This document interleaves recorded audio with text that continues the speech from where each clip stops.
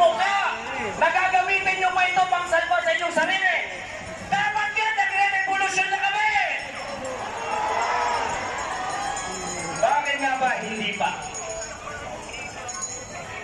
Dapat tumulo ito sa pagpapalawak ng isang kilusan ng mga kalakawan para lahat ng mga ay ating pamagtahan.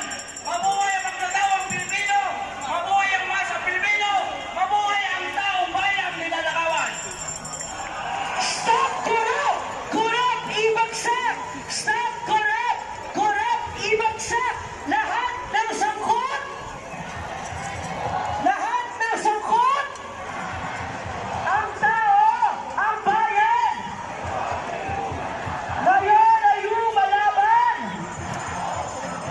Ngayon mga kababayan, bakit ba tayo nalilito? Bakit ba handa tayong hintahin ng init? Para saan? Ano ba ang halaga ng ating bayan? At ano ang kaya natin ialay para sa ating sambayanan? Atin pong pagnilayan ang mga katanungan ito habang nakikinig tayo sa susunod na magtatanghal.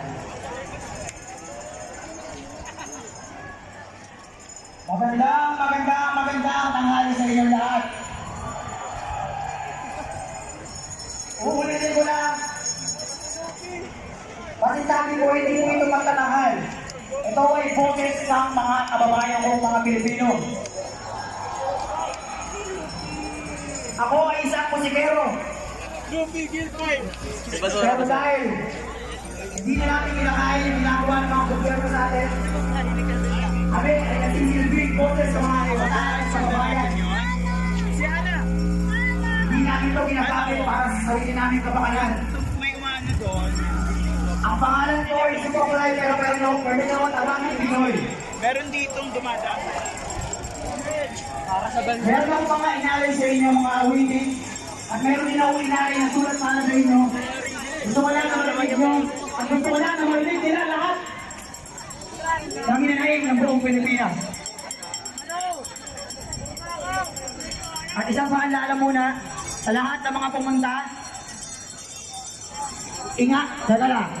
ingatan nyo muna isa't isa, lalo na mga matatanda, mga bata, may mga kasama tayo dito. Yung mga hanay natin pa kaya ayos. Dahil kailangan nila marinig ito lahat. Pilipinas, game? Manahimik tayo lahat. Ang bayan ko. Magtatakas sa mga agenda, singawi pa rin, pangitak sa mga daga, oreno pa rin, pangitak sa mga katan, pinatuloy pa rin, sa tempo rin, sinukapagtan,